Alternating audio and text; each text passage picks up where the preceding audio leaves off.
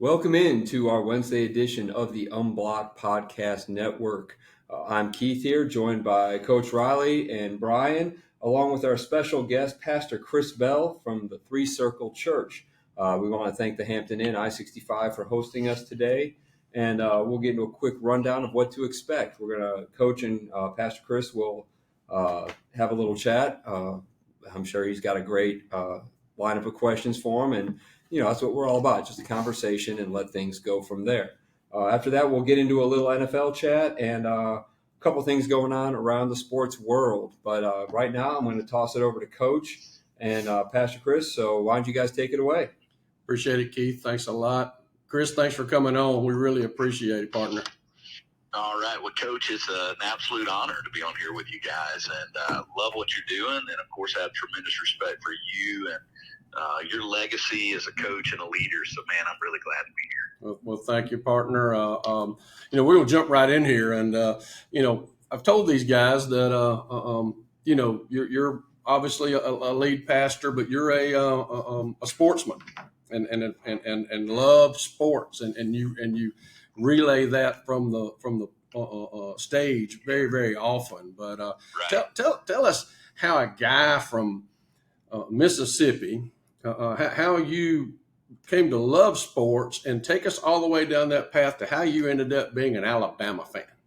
Oh man, well, I do love sports, and I love sports because I think it taught me, and it has taught my kids lessons that go far beyond just the athletic part of it. Right? I think that being on a team, learning to be a teammate, all of those things, and then discipline that is required. Those things are life lessons, right? So, and I don't. Even as a pastor, it's not a surprise to me that the Apostle Paul and others would use athletic. Of course, the Greek, ancient Greece were into athletics, is where we get the idea for our Olympics. And of course, there's a lot of the athletic language, even in the New Testament in particular. So for me, man, I grew up in a little town called Hurley, Mississippi, which if you just get on Airport Boulevard and go towards Mississippi, you run into the town where I was. And I grew up, man, playing baseball. And my two sports I loved was baseball and basketball, man. Absolutely loved it. And just couldn't get enough of either one of those. And in fact, funny enough, when my youth pastor who mentored me came to our church, I was 13.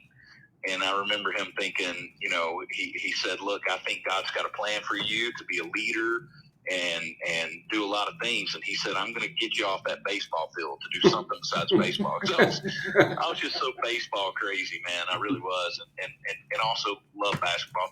Loved football too, but man, that was more of an elementary, middle school thing. By the time I hit high school, for me, it was baseball, basketball, and because I was so involved in my church with what we were doing there too, I had to pick. I couldn't do three sports. So for me, that was my journey. But funny enough, Hurley is as much in a way, this may sound crazy, but if you know where it's situated, Right. It's literally right on the Alabama line. So half of my family lived in Grand Bay.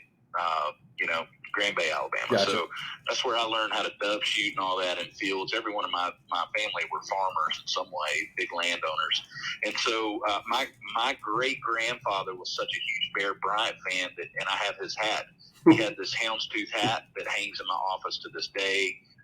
He was a huge Bama fan, and I just kind of, as a kid, I thought anyone named Bear, that's pretty cool.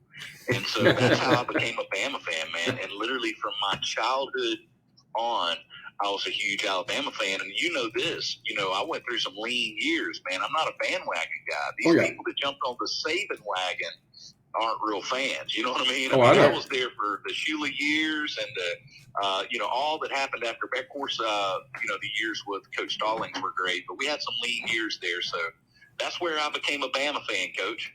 Well, and of course, sports in Fairhope, Alabama, where our church, where our home base is for church. Right. Very, very, very big.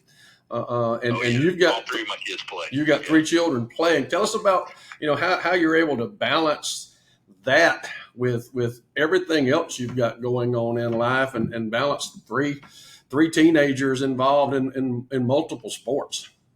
Yeah, well, I don't. Number one, I don't do it perfectly. So I want to be honest that it is a balancing act. And I'm a real big believer. I think the idea of balance is a great target to shoot at. But the bullseye is what you call perfect balance. I think balance, though, is very elusive, like perfect balance. I think that there are times where life just gets crazy, and we're in one of those seasons right now. I got 3 kids playing multiple sports. One of them is a senior in high school, and literally, as I'm doing this podcast with you, my daughter's getting ready to play a volleyball game, and you try to be at everything. But for me, I decided early in my ministry, and thankfully, I had mentors to help me with this. You're all at some point you're going to disappoint someone, and I want to do my very best to make sure that that's not my kids and my wife who's getting disappointed. Right. So that's why I build a great team around me so that we share the load, because we want every person at Three Circle to get what they need ministry wise. But what I've tried to do from the very beginning, there's this thing in the church that I call the holy man syndrome, and it's the thing where they think only the guy that's up there on the pulpit, can help me with this. And we've tried to break that down and say, no, we've got a big staff of pastors and shepherds and leaders that can help you, and it doesn't have to be me. I would love for it to be me, but with as many people as we have, there's a group of us that do that, and I think that's really helpful. Okay, and thank you for sharing all that, and then from the church perspective, I mean, big building project, about to build a gym. Tell us about that and all that's going on with that and where we're headed. Well, number one, I mean, what's happened over the past 11 years while I've been at Three Circle has blown me. I feel like I've got, I could not have. Number one, I've always loved the Eastern Shore. I love our area, our geography. So we lived in Atlanta, and then we went to Florida, Coach Fred, but I always wanted to come back here. I don't know. I guess I've got this brackish water running through my blood. I love the Gulf Coast. And so when we got a chance to come to Fairhope, I have a deep love for Fairhope. I asked my wife, Fred, to marry me in downtown Fairhope when we were in college. So when the door opened for us to come here, it's been just a dream situation. And to watch the way the church has grown, we now have campuses from Thomasville, Alabama to Mobile. Our newest campus is in Robertsdale, and then, as you know, we have a ministry on the beach called Worship on the Water that meets down at the Floribama. And we've got multiple projects going on at the same time, but one of them is a new gym in Fairhope, and we're very excited about that because I don't know if you know this. We have this wonderful city that's growing like crazy here in Fairhope, but there is a shortage of gyms. There really is. And I've coached all my kids in basketball, Little League basketball, and it is a constant struggle to try to find places to practice. Right. And so we just want to partner with our community and build a building that we not only use as a church, but we want to help our community. And so we're really excited about that. And that's going to be lined for. It's going to have basketball, volleyball, pickleball. Pickleball. Which is a phenomenon right now, and I love that people of all age. My family, we play pickleball, and it's so fun. So and what'll be cool about it, Coach, is on the weekends it'll also be another worship environment for us because we continue to run out of space, even though we built a lot of stuff. So. Right. We're excited to have another venue basically on our campus, but the rest of the time that gym will be used, hopefully by our community in a lot of different ways. Fantastic. Well, I applaud you for what you're doing with the facilities. This is something new. Coach did not let me know this. I think Mobile, Baldwin County, they lack the facilities to attract youth and adults as well. I've lived in different places and traveled a lot, and I think I applaud you for what you're doing there with the facilities and look forward to seeing them when they're done. Oh, thank you. We're very excited about it. And again, we just, want to serve the community and build buildings. If we're going to build a building, let's build one that we can use for the community. We're also going to build a facility in the next few years at our new campus, which is over in Robertsdale, our newest one. And we want to build a facility there that from the very beginning is designed to also be multi-use, that we can help the community, So that's what we're all about. Our mission at Three Circle is to be local, regional, global. That's the idea of Three Circles. It comes straight from the New Testament. And, we're, instead of just looking at our communities and saying, hey, y'all come look at what we do, we want to serve our community. We want to serve every community where we have a campus and just do everything we can to make sure that those communities are great places to live. Well, Chris, that all, and of course, a lot of that I already knew, but I knew our listeners would want to Right. have a little more in-depth knowledge into what makes you tick and what you've got going on. We're having Dennis Hayford on next Wednesday night, so he's got he's got a tough act to follow. People I've ever known. Dennis Hayford would smile if he had a nail in his foot. I'm telling you, and that's a smile. That's $1 million smile right there, right? Ain't no doubt about it. Well, thanks so much for coming on. God bless you. We appreciate you, and I'll see you on Sunday. Okay, Coach. Thanks. My honor, guys. Have a good one. Thank you. Thank you. Well, that was a fantastic conversation, Coach. Good questions there. Oh, thanks. I was at the first. We had a pastoral change when I was at Three Circle, and me and Susan were at the church the day he came in for his sort of tryout, and he knocked it dead. I mean, you knew this is going to be the guy, and that's great. That's wonderful. Keith and I grew up Catholic, and sometimes the homilies can be very brutal when the new guy comes in. So they kind of got to work through the road bumps, but I'll tell you, he was very charismatic. I cannot wait to attend a service over there. And I will throw in that my son-in-law is the facilities manager for the church over there, and he's overseeing all that project and heavily involved in that. And my daughter is our oldest daughter is the lead vocalist, singer-songwriter on the praise team. So fantastic. We're heavily involved in that and very committed to that church, and have watched our kids basically grow up in it. So it's personal for me, certainly. That's awesome. And I'm looking at their website too. It looks like you can even join in online if you're unable to make it Correct. To the facility, not feeling well, or even out of town. And that's just always we're in the age we live in now, having people who can reach out and connect that way through so many different channels. So that's fantastic. We want to thank Pastor Chris for coming on, and we will clip that, and that will be in our Unblocked Conversations playlist on our YouTube channel.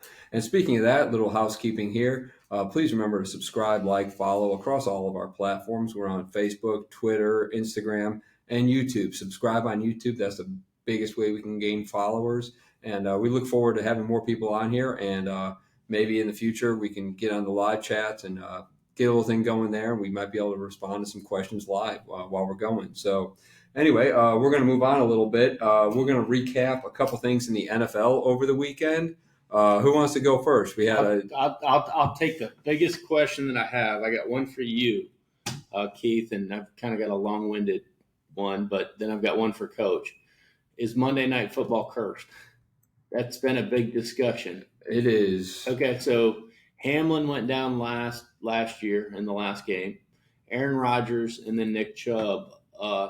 We get a question from Tom in Ohio about the hit on Chubb, and he's a big Browns fan. And I reached out to two different officials, one in college and one in the NFL that shall not be named. And both of them told me the same thing, that the hit was pretty much legal.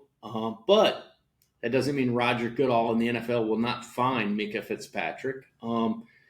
It's kind of one of those things where if you're a small defensive back and you weigh 170 pounds and Nick Chubb's coming at you at 245, 250 pounds, and you can't hit him from here up, the target, and I'll stand up for this one, Coach, the target has to be it's impossible. It's impossible for a defensive back or a safety to take down a running back. Not in today's NFL.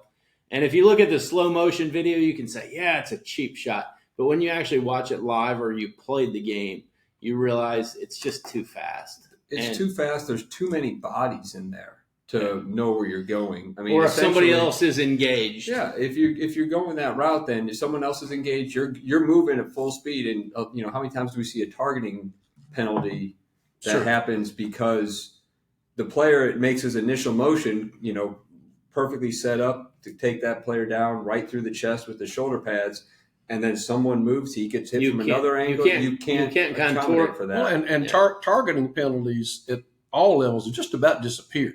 because the players have figured it out. Yeah. And they don't want to be fined. They don't want to be thrown out of games. Yep. And so they are in that target area. But also, you can't say now we can't tackle below the waist. Yeah. I mean, it's just, it's the way it is. Essentially, if you've taken out the neck up, you take out the thighs down, and now you're almost putting a strike zone on it.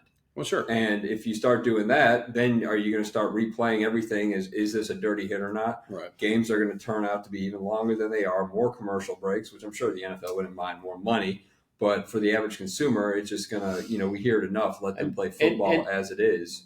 The most unfortunate thing about that, Coach, was his leg was planted. Yeah, that's why it happened. That's why it was gruesome. That's why it was horrible to watch. Now, had he been in motion, because I kind of understand the physiology of football, had he been in motion, he probably may have sprained his knee. Yeah, well, or he would just gone right through it, leg flipped up, and just been tackled. And the thing that I hate is running backs trying to jump, folks, because I'm waiting on the big injury to happen on somebody doing that. And it happens way more in college than the NFL. Those NFL guys know I'm not jumping anybody. Well, and they're more as our coaches used to call them ankle biters in college and high school than they are in the NFL. Sure. So they're going to just go down there and dive at you, and you have to practice jumping over those kind of guys and knowing that that's their MO. But you take tackling below the waist, roll tackling, which is part of the old hawk tackling method. If you took that out of football, then you just crack everything, turn the running back loose on the corner, and say yippee-ki-yay, good luck, and just truck him. And you don't have a chance. I think it's easily misunderstood because Pittsburgh people call them dirty, or I call it physical football, Coach. I don't call it dirty. Now there have been dirty hits, and I'm not defending anything like that. But we appreciate Tom reaching out to me on questions. Anybody that has any questions, reach out to Keith, Coach, or I. The second thing I wanted to talk about was a couple young quarterbacks. There's Justin Fields and Mac Jones. Both struggling a little bit, Coach. Right. So I guess, what do you do with those quarterbacks that struggle a little bit with decision making? They're both in their second year, so it's and Keith and I talked about this last week. Your big transition, and we're only 2 games in, but your big transition should happen from year 2 to 3.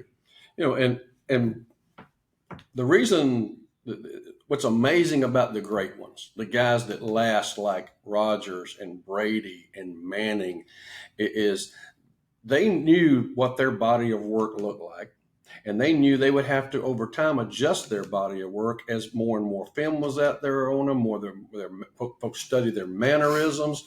And that's why backup quarterbacks go in a lot of times and have success, because there's not enough tape on them to know where they like to throw it, how they like to throw it, what rhythm do they throw it, what routes are their favorite routes.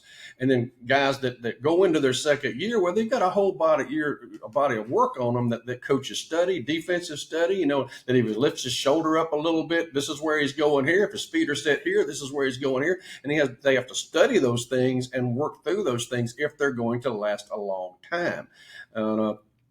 Justin Fields, mentioned something today, is a little Twitter affair about coaching being involved in it. What he was saying is that sometimes you can overcoach a guy and he gets a little cluttered. Mm-hmm. And you have to recognize that if your guy is one of those guys, that you have to sort of back off of him a little bit and simplify things a little bit for him and allow him to say maybe 1 to 2 to run, which was a guy like Justin Fields. That's probably what he was at Ohio State, 1 to 2 to tuck it, as opposed to 1 to 2 to 3. Because by the time they get to 3, a lot of times they just get a little cluttered. Well, let's be honest, Ohio State, you probably counted as 6 with those receivers running free and that offensive line playing against University of Ohio or Central Michigan. He had plenty standing of back there patting the ball like it's a 707 with somebody holding a stopwatch. It certainly is not what he's dealing with right now.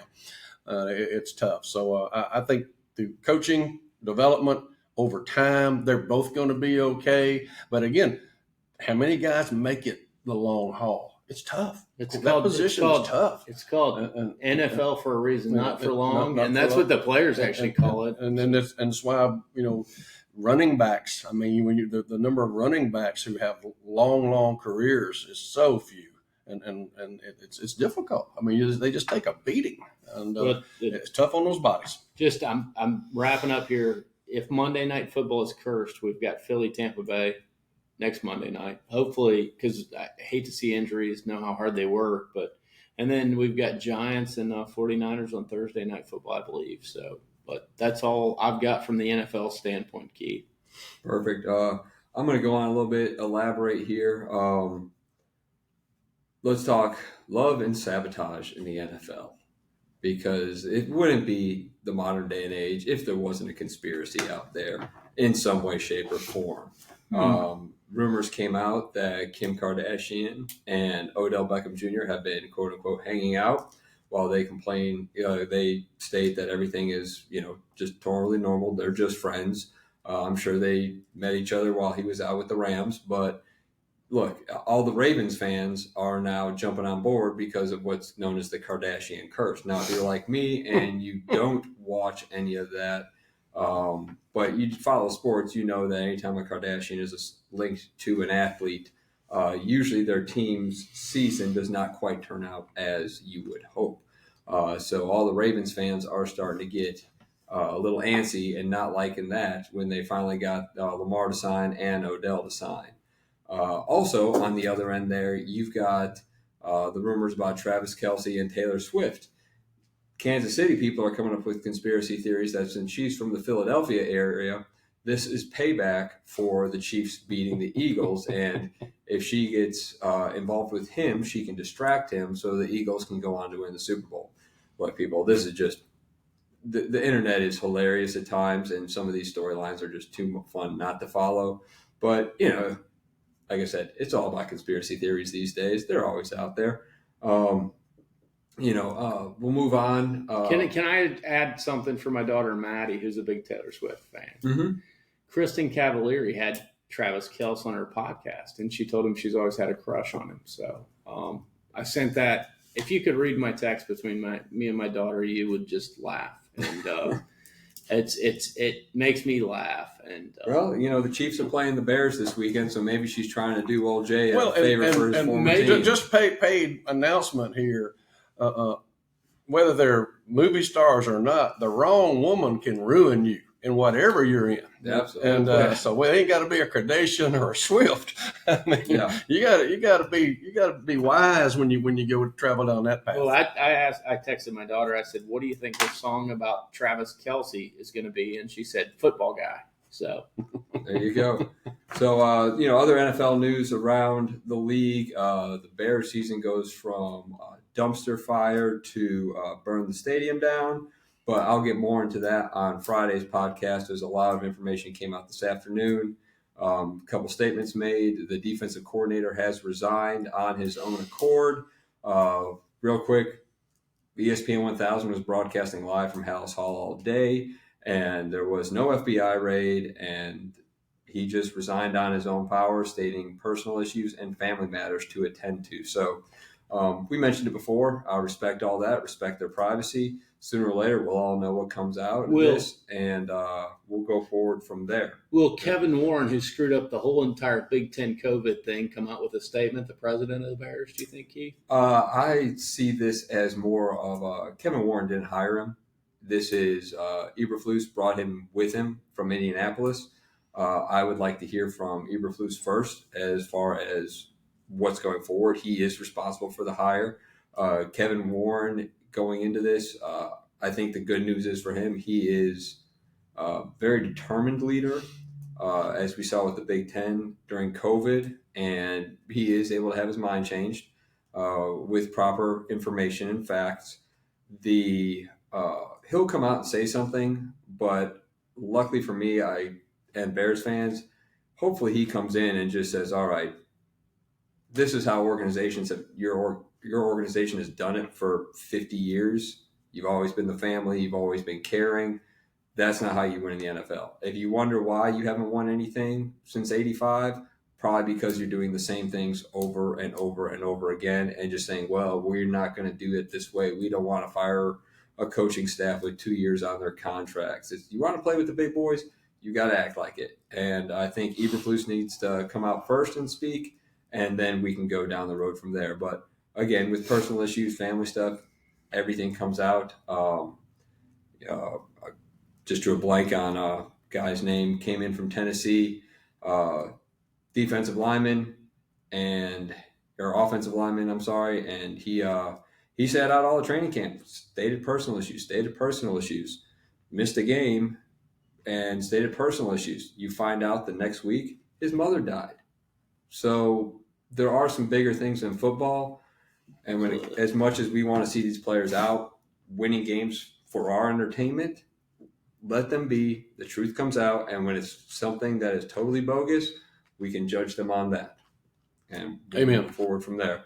One thing I would like to bring up is we discussed the Colorado State game, what a game that was. A couple things have happened since that, and I want to really credit the players for stepping up. Travis Hunter went on. It turned out he had a lacerated liver. So credit to the medical staff for recognizing that he was not able to go in. He went live and stated that I was ready to go back in. I was ready to fight. Thank you for the medical staff for telling me no and taking that issue into hand. And his quote was simply, "Stay humble. It's football. Something bad is going to happen on the field sooner or later. You got to get up and fight again." So, it was a dirty hit. I think we can all agree it was a little more than needed, but at the same time, he understands it's a game. And that player for Colorado State has been getting everything from, and this is where we talk about the social media aspect. He's been getting death threats. People have released his parents' address on the internet. And Coach Prime came out in a press conference yesterday and simply said, stepped up as a leader and said, if you're doing it, it's wrong. That boy does not deserve to have this happen to him. He's just a young man on the field trying to fight, trying to have a career in football, trying to play a game he loves. And I forgive him. I don't want to see him do it again, but I forgive him. And if that's coming from the head coach, I think we can all agree it's what all these death threats and all these things being sent to him need to stop. And that just goes across football in general. It is absolutely absurd how these are our favorite people in the world till they make a mistake, and then we can just jump in their inbox and say some of the most deplorable things you'll ever hear. So that's about all I got right now. Lastly, I've got the New England fan that got punched and ended up passing away. To me, it's always been sad to see the fights in the stands. Like, it's your team, it's a game. At the end of the day, like, do we really need to punch each other in the face? And I see them all the time on Twitter, Coach, is just people not behaving well. And the NFL, a couple of years ago, they went in and they hired sheriffs to wear opposite jerseys of opposite teams. But just calm down. It's a game. We all love it, and we're passionate about it. But that's why I don't go to away games of teams that I root for. It's just not worth it. Well, again, drink responsibly. It's usually, one too many, and all of a sudden your dander's up, and it gets out of hand, and bad things happen when you don't drink responsibly. It's pretty amazing. I have friends from Europe who watch the NFL, and every time they are stunned to see just fans mixed together, because if you don't follow European soccer, all those stadiums have specific away fan sections. You get a reduced number of tickets. You are put in your section, usually with 2 or 3 rows of empty seats full of security guards between you and the home fans. You go in through one entrance. You're not allowed to mingle inside the stadium. You have your own bathrooms, own bars, own food courts. You don't mix with the home fans. If you're an away fan and you get caught in the home area wearing rival colors, the security will come and escort you out right away, because it's for your safety and for everyone else's in that stadium. So, and I think the NFL could fix that. They have enough money. It's Yeah, a multi-billion-dollar industry. Well, and even high school football in the state of Alabama now, in so many places now. I mean, you can't cross over. No. You go into one side of the stands. That's where you can be. There's a place for you to enter, a place for you to sit, a place for you to exit. Just because of that, I mean, because so many high school fans have had a little too much to drink before they arrive. The amount of gambling on high school football games in Alabama is stunning, especially in Mobile. I mean, it is unreal how much money changes hands in Mobile. And I mean, I get a high school coach, I get yelled at back in 05, 06. We just won a game and I'm getting yelled at. And I don't know why they're yelling at me. And I realized I didn't cover. I didn't even know there was a spread. I mean, like, you got to be kidding Sean me. McVay knew there was a spread this week. Whether he says whether he says it or not, go ahead, Keith. Kick a field goal. Yeah, the Rams kicked the field. Rams were getting 7 points and down by. They were down by 10. Right. Sean McVay kicks a field goal at the very end of the game to cover the spread, or at least get a push on it. And again, once you're in bed with these gambling companies now, you gotta pay attention. Now, again, coach can say we're just out there scoring points, doing our job. Kicker had a chance to practice. Why not? But deep down inside, that there's people involved, and the coaches know what the lines are. The coaches know what the spreads are. Everybody knows what's going on. But you're in bed with these companies, and it's going to be a part of the game. And whether they admit they're doing it intentionally or if they just know it and say, hey, at least this way everybody walks away with a push, who bet one way or another. That's kind of the easy way for it to come out. But there's going to be people mad no matter what you do, like Coach said right there. And the fact that they went in a hurry to get there to get that field goal kicked. I mean, it wasn't like, let's just go kick. I mean, they're racing to the line of scrimmage, getting the field goal team on the field here. I mean, in order to lose by 7. Yeah. I mean, it was as if the field goal was going to tie or win the game in terms of how it presented itself. If you didn't know the score, you would think that, well, they're about to kick a game. If you just came in, they must be about to kick a game winner. Or to tie it. Or to tie it. And then you realize, well, what are they doing? Yeah. It's a 10-point game right here. So that was it's just, it's going to happen. But maybe, hey, look, you rush out there. How do you know that's not going to the playoffs? And you got to get out there and kick that field goal with no time left real quick. So there's always a setup there. But anyway, that'll about do it for us. We're coming up about a half hour here. We will be back. Longer show coming up on Friday because there is a ton of good college football. Lots of good NFL football, and too. A lot of good NFL football. And the Bears will be right in prime time for everyone to see how awful it is. And I'll get into all that on Friday. And we're going to cover a couple games really closely. We're going to cover Ohio State, Notre Dame, and then we're going to cover Clemson, Florida State. And we'll go beyond that, but those are 2 games that we'll really get in depth about. And Ole Miss, Alabama, from my perspective, is absolutely is pretty big one. Well, Lane could say anything in the next day or 2 on Twitter. I mean, and the whole show may be Juice Kiffin, or his dog Juice could make a couple posts. Yep, but we'll get into all that along with our 3 storylines for the weekend. And as always, like I said earlier, please like, subscribe, follow us on all the social media platforms. And ask us questions on there. You can put it in the comments. You can also email us. And, of course, if you have a business or an event you would like mentioned on here and we can help you promote it, shoot us that information. It's unblockedpod@gmail.com. So I'm Keith, and for Brian and Coach, we'll see you next time. And thank you for joining us. Have a great evening. Yeah, he's gone. Okay. Thought that was good. 30 minutes, 48 seconds.